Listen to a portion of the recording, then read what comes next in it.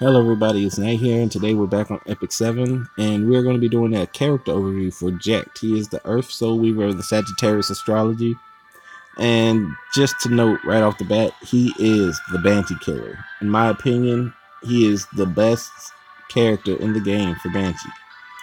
As of this moment, I don't know if they'll ever make somebody who fits more into what the Banshee does, be an anti-Banshee really, than Jecht. Alright. He gets past the key gimmicks in order to beat Banshee. Alright, now let's look into his skill 3, which is Gale. It's on the 4-turn cooldown. Attacks all enemies with wind magic, granting continuous healing and increased speed to all allies for 2 turns. You can soul burn it for 10 souls, and that will extend the buff duration by 1 turn. If you enhance it 4 times, you'll get that 4-turn cooldown to go down to 3. Now, a couple things to note is that he does AoE attack, and he does a decent amount of damage if you actually put some on him, just so you know that off the bat. I've built him offensively and defensively, and right now I have him as like a pseudo build. I really just have him being my secondary damage dealer, as well as using his effects to sustain the team. But yeah, let's get on to the second portion of his Gale attack. He grants continuous healing and increased speed to all allies for 2 turns. Alright, now continuous healing, it heals your characters based off of their max HP, healing them for 15% of their health per turn. Alright, so if you have continuous healing for 2 turns, that's 30% health return back to your characters if they can survive for those 2 turns. Alright, and so the fact that it heals you proportional to your max health means for Jecht for Jecht, you want to build him with health, giving him more sustain because of his skill 3. All right, so the more health he has, the more he'll be able to sustain because he'll be healing a lot more, as well being able to take a lot more damage. And then increased speed, and that increases his speed. His speed is actually pretty decent for a Soul Weaver, especially a 3-star one. And look at that, he gives you a speed imprint, just so you see it. All right, now skill 2. Tailwind, 80% chance to dispel 1 debuff inflicted on an ally at the beginning of each turn. Alright, now Tailwind is at 80% naturally, and you can enhance it to get to 100%, which will make it so he's always dispelling a buff every turn he gets. And for Banshee, early on, she only gives you 1 debuff, so it's already good for climbing the early stages of Banshee. But when you get to Banshee, I think 10 or 11, that she starts hitting 2 people at a time, so she's debuffing 2 people. So if you have Jecht with Wondrous Potion Vial and you have that, you don't even really have to have it fully enhanced, but if you do have it fully enhanced, you'll have 100% chance of dispelling 2 buffs per turn, thus negating that mechanic that Banshee does, making your runs a lot safer and easier. Alright, now skill 1, Staff Assault, attacks with the staff with a 50% chance to decrease hit chance for 1 turn.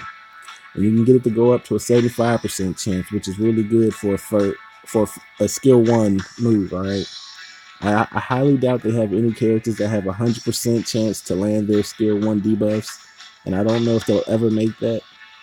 But yeah, notice it's decreased hit chance, and Banshee does a lot of debuffs. All right, her whole mechanic is really based around debuffs and killing the 4 little Banshees, I guess. I don't know what you want to call them. I can't remember their names right now.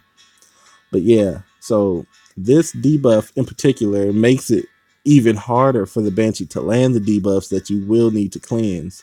All right, so he has pretty much everything you need. He has AoE damage. He has the Dispel. And then he has extra, I guess you want to call it debuff mitigation with the hit chance. All right, making him a great character for Banshee. He's one of my favorite characters in the entire game. He's free to play, friendly. I use him for my Banshee runs personally. I don't think I'd be able to do him without him. All right, let's go over here. Well, I could do him without him, but it would be a lot more work. But yeah, okay. Now this is his stats. Fully awakened at 6-star. His attack is actually decent for a Soul Weaver. 796. His health is low. I honestly want to say it's low. 3,900. I've seen worse. but it's not like he scales with the health. So I mean, technically he does if you want to count his skill 3. But yeah. Anyway, more on to moving on.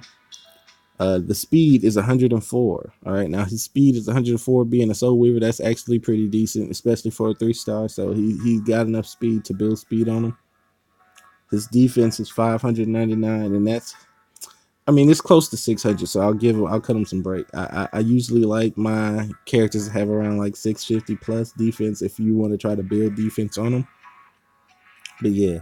All right, so yeah, this is Jecht. His stats: he is a great Banshee character, or a great character in general. So, if you have him, I would suggest using him, and if you don't use him, you will in the future.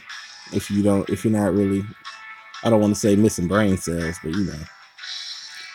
All right, so yeah, that has. As a matter of fact, let me show you some artifacts that can go with Jecht. I already told you the best one in my opinion. I honestly don't think there's a need to use any other ones to go with Jecht, but just to give you guys a couple options, let's go see what we got for the 5 stars. All right, so 5 stars. Rod of Amaryllis you can't use because he has no non-damaging skills. Shamadra Staff, he has continuous healing. It's a buff, so it can be cleansed. It's not guaranteed healing. So I would not recommend Shamadra Staff, but it's usable. Celestine is a great artifact for him. So for 5 stars, I probably recommend Celestine overall as being the #1 pick. All right. Now, Idol's Chair. Okay, yeah, Idol's Chair can work as a secondary, but I would choose Celestine over Idol's Chair. All right. Now, 4 stars. You got my recommendation of the #1 artifact overall at a 4 stars, 5 stars, any stars. Wondrous Potion Vial. All right. Now this is gonna allow you to cleanse those debuffs each turn. They got a nice amount of stats as far as health goes. And yeah, this is the end all be all for me when it comes to artifacts for Jecht. All right, now let's go back. And you can use, pretty much any of these 4-star Soul Reaver artifacts. They're all great, but I'd recommend Wondrous Potion Vial overall. And 3 stars, you could use Forest Totem, giving you more sustain, more continuous healing, and it has a great amount of health on it. All right. And remember, 15% of your maximum health per turn, and continuous healing buff stack. So if you have his move on plus Forest Totem activated, that's 30% of your health back per turn, totaling equaling a total of 60% overall when the 2 turns are over. So yeah, you can use that. That's one of my free-to-play friendly recommendations, Forest Totem. And yeah, I mean, you could also use stuff to increase the speed, like Ronin's Memorandum. And if you build him tanky enough, you could also use Prophetic Candlestick. But since he doesn't have a provoke or anything to really cause people to hit him, it's not as useful as it could be. So yeah, overall, Wondrous Potion Vial. You have a 5-star Celestine, that'll work.